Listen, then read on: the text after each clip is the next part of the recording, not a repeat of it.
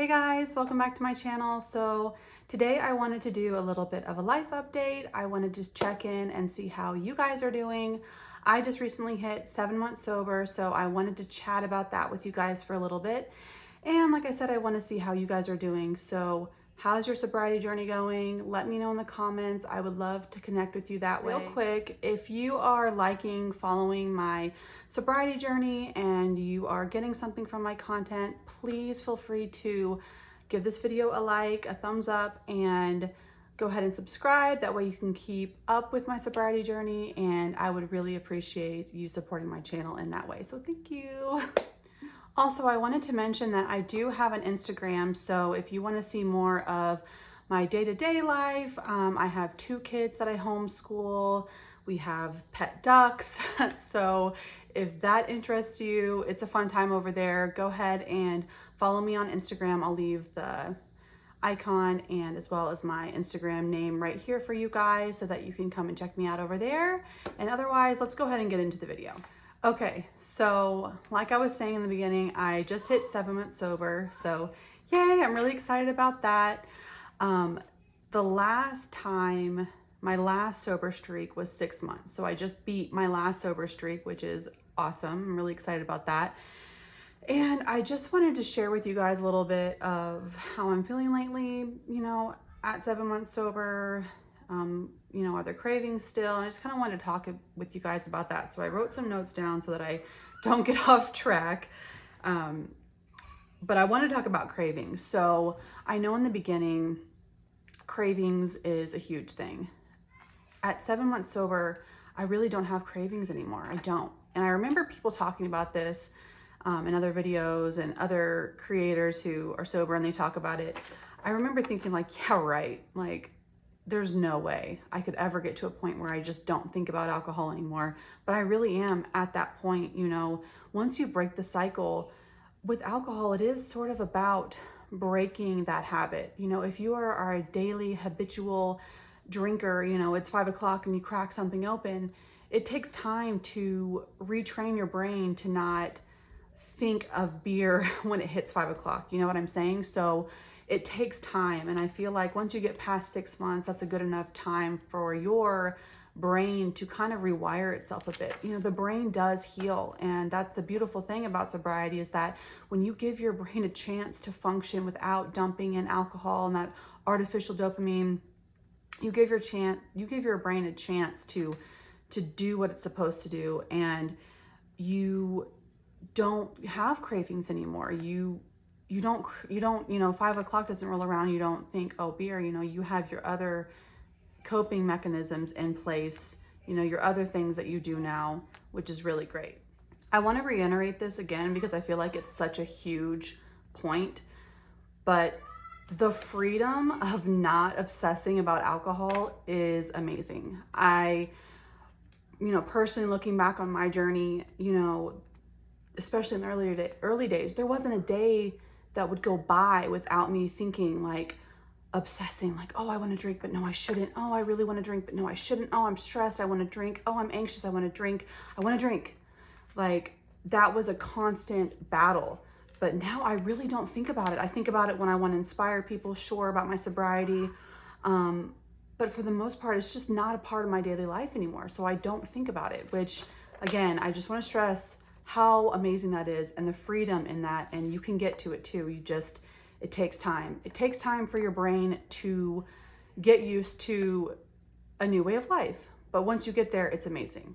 So another thing I have here that I want to talk about is self-worth. So speaking from my own experience with drinking, I knew alcohol was bad for me and I knew that I needed to step away from that. And so when I was still, struggling with stringing the sober days together, when I would break and I would drink again, I would hate myself for it. I would be so mad at myself, even if I didn't have any external consequences, that sort of thing. I would beat myself up inside because I just knew that I was breaking promises to myself because, the day before I swore I wasn't going to drink and then I did.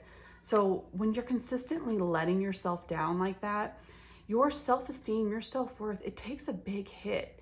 And, that's what leads to that self-loathing and that depression and that just agony that the drinking cycle will put you in.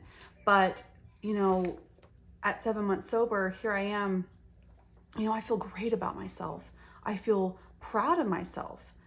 And that is something that is just so fulfilling, and, it's not worth, drinking over. There's nothing I would trade for the feeling that I feel now about myself, that genuine, pride, that genuine self-worth, just knowing that I can count on myself, knowing that if I say something, like, I'm going to follow through, I'm going to do it. And so that's something that's really amazing about keeping with your sobriety and keeping those promises to yourself. I mean, I'm sure some of us, maybe you're keeping promises to your significant other that you won't drink anymore, or you're keeping promises to your kids that you won't drink anymore.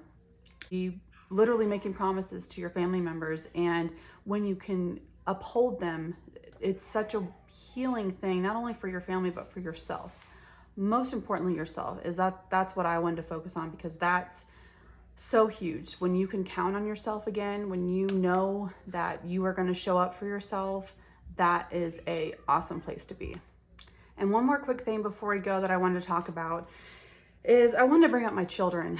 So, they're one of my main reasons why I want to be on this sober journey. Yes, it is for me as well, for my well-being, for my spiritual, mental, emotional health. I know that sober is better, sober is the way to go for me if I want to live a happy life.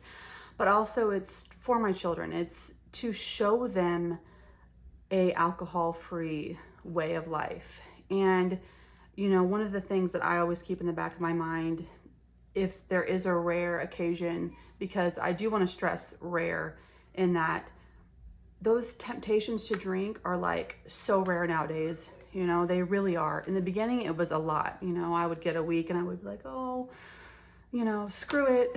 But now I'm at the point where those little feelings are very rare, and I can squash them pretty quick now, because I'm just, you get used to it, you get in the routine, and it gets easier as the days go on. It really does. Day by day, it does get easier. So if you're struggling, just hang in there and just know that, 3 months, 4 months, 5 months, 6 months down the road, you are going to be in such a better mental state, and it's going to be easier for you to, turn down those cravings quickly. But what I was mentioning about my children is that one of the things that really keeps me going is, my daughter's 5 and my son is 6, almost 7. They have no memories of mommy being drunk.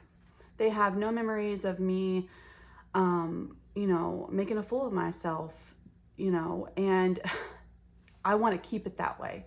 And so that is one of the things that I really hold on to, especially in those moments where I feel weak and I want to just throw it all in. I remind myself that, if I continue the sober life from now on out, my children will never have a memory of me being drunk. And that is huge. And what a blessing that is to give our kids, showing them a alcohol-free life. Our children mimic us, they watch what we do. And if they see that their mommy is happy and joyous on life, without, drugs or alcohol, then they will be way more likely to follow in that path. And that is what, I am striving for, because I want them to not have to struggle and go through what I did. So my kids, they're a huge driving force for me. We all have to find what our why is, and it's a multitude of things. Obviously, like I said before, I know that I'm better off mentally, spiritually, emotionally being sober, but also my kids are the huge reason why, because I want them to have different, and I want them to hopefully not struggle with this. So yeah.